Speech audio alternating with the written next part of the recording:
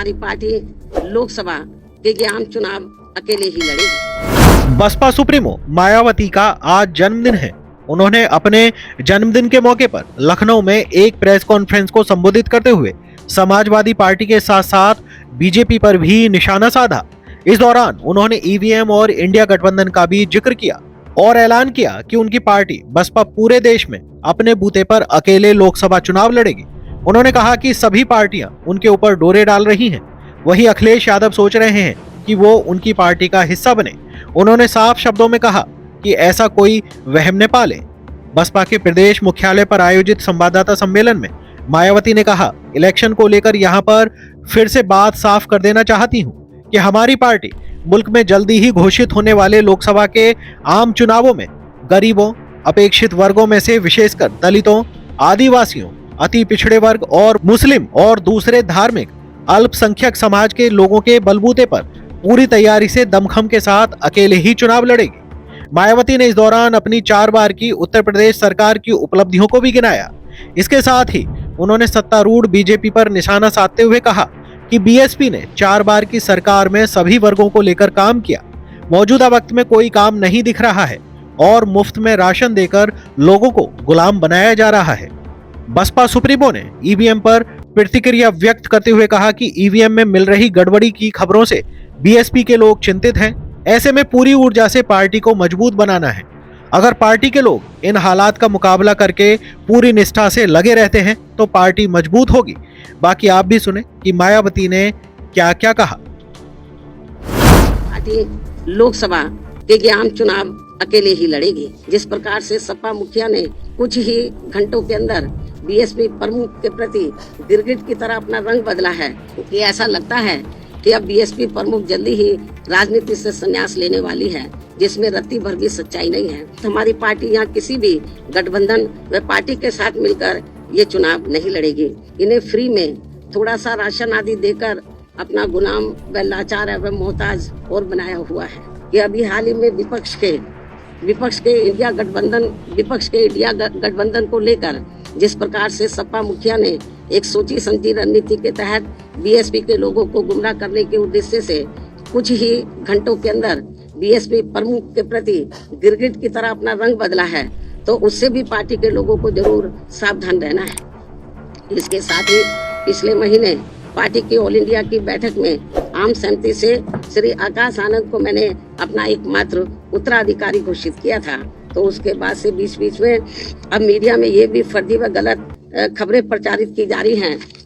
कि ऐसा लगता है कि अब बीएसपी प्रमुख जल्दी ही राजनीति से संन्यास लेने वाली है, जिसमें रत्ती भर भी सच्चाई नहीं है। जबकि मेरी जिंदगी का आखिरी सांस भी पार्टी को मजबूत बनाने में ही लगा रहेगा। इस किस्म की फर्जी व गलत खबरों से भी पार्टी के लोगों को गुमराह नहीं होना है। और अब तो चुनावों में ईवीएम में अधिकांश धांधली व गड़बड़ी किए जाने की मिल रही खबरों से भी बीएसपी के लोग भी काफी ज्यादा दुखी व चिंतित भी हैं। वैसे मुझे पूरी उम्मीद है कि पार्टी के सभी लोग अपने तन मन धन की पूरी ऊर्जा, शक्ति, एकजुटता तथा आपसी भाईचारे के साथ मिलकर लोकसभा का यह आम चुनाव पूरी दमदारी के साथ ही लड़ेंगे और केंद्र की सत्ता में अपनी प्रभावी भागीदारी भी सुनिश्चित करेंगे।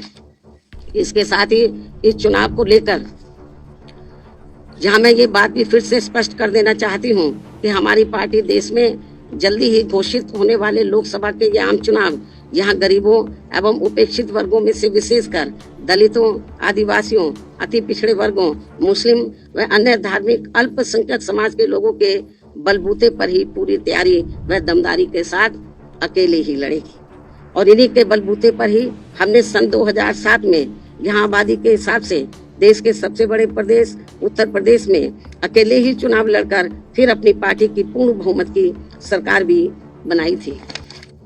इसलिए अपने इस अनुभव को भी खास ध्यान में रखकर हमारी पार्टी लोकसभा के आम चुनाव अकेले ही लड़ेगी तथा देश की जातिवादी, पूंजीवादी, संकीर्ण व सांप्रदायिक सोच रखने वाली सभी विरोधी पार्टियों से अपनी दूरी बना के रखेगी। अर्थात हमारी पार्टी यहाँ किसी भी गठबंधन व पार्टी के साथ मिलकर ये चुनाव नहीं लड़ेगी। इसके साथ ही यदि ये चुनाव सन 2007 में यूपी विधानसभा के हुए आम चुनाव की तरह फ्री एंड फेयर होता है, जिसमें उस समय ईवीएम में कोई भी धांधली व गड़बड़ी आदि नहीं की गई थी। तो फिर इस बार हमारी पार्टी लोकसभा के आम चुनाव अकेले ही लड़कर अपना बेहतर रिजल्ट जरूर लाएगी। यहाँ मैं ये भी कहना चाहूंगी कि हमारी पार्टी गठबंधन न करके अकेले ही चुनाव इसलिए लड़ती है क्योंकि इस पार्टी का सर्वोच्च नेतृत्व एक दलित के हाथ में है, जिनके प्रति अधिकांश पार्टियों की जातिवादी मानसिकता अभी तक भी नहीं बदली है। यही मुख्य वजह है कि गठबंधन करके चुनाव लड़ने में बीएसपी का वोट तो गठबंधन से जुड़ी पार्टी को पूरा चला जाता है, लेकिन उनका अपना बेस वोट वह विशेषकर अपर कास्ट समाज का वोट बीएसपी को ट्रांसफर नहीं हो पाता है। और इसके कुछ खास उदाहरण ये हैं कि यहाँ यूपी में सन 1993 में हुए विधानसभा के आम चुनाव सपा से गठबंधन करके लड़ने से बीएसपी की केवल 67 सीटें ही जीत कर आई थी, जबकि सपा को इसका ज्यादा लाभ पहुंचा था। उसके बाद सन 1996 में बीएसपी ने यूपी में हुए विधानसभा का आम चुनाव कांग्रेस पार्टी से गठबंधन करके लड़ा था,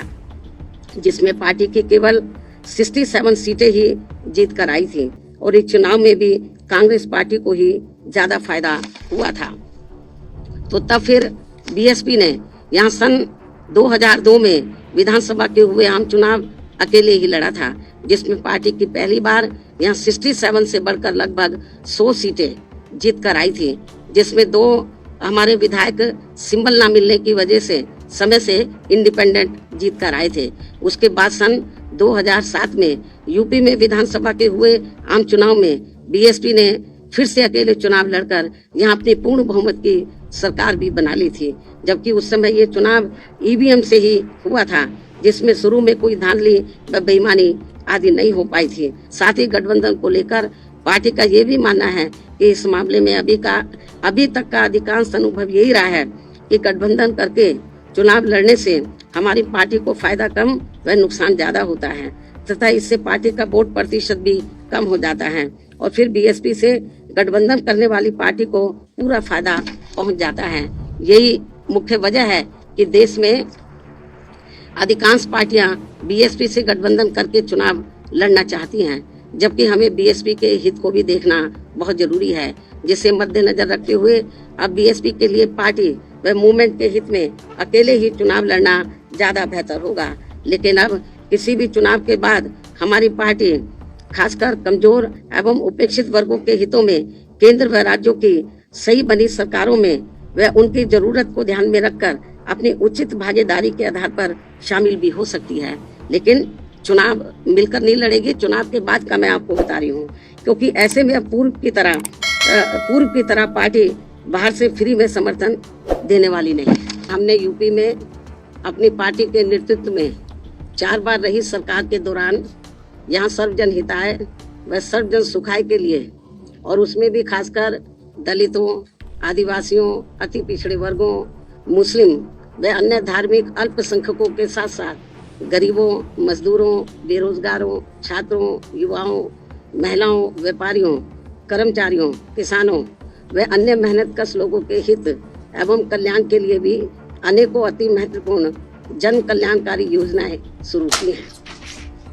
जिनके अब देश में दूसरी पार्टियों की सरकारें नकल करके व नाम एवं थोड़ा स्वरूप आदि बदलकर भुनाने में लगी हैं, किंतु उनकी जातिवादी, पूंजीवादी, संकीर्ण व सांप्रदायिक सोच होने की वजह से उनका इन्हें सही से पूरा लाभ नहीं मिल पा रहा है और अब तो इनको केंद्र व राज्यों की सरकारों द्वारा गरीबी, बेरोजगारी व महंगाई आदि से मुक्ति दिलाने की बजाय तथा रोटी रोजी व रोजगार के भी साधन उपलब्ध कराने की गारंटी देने की बजाय इन्हें फ्री में थोड़ा सा राशन आदि देकर अपना गुलाम व लाचार एवं मोहताज और बनाया हुआ है। जबकि हमने यहाँ यूपी में अपनी पार्टी के नेतृत्व में 4 बार रही सरकार के दौरान इन लोगों को वर्तमान सरकारों की तरह अपना गुलाम व लाचार एवं मोहताज न बनाकर बल्कि इन्हें बड़ी तादाद में सरकारी एवं गैर सरकारी क्षेत्रों में रोटी रोजी एवं रोजगार आदि के साधन उपलब्ध करा के व इनकी गारंटी देकर काफी हद तक इनको अपने पैरों पर खड़ा भी किया है।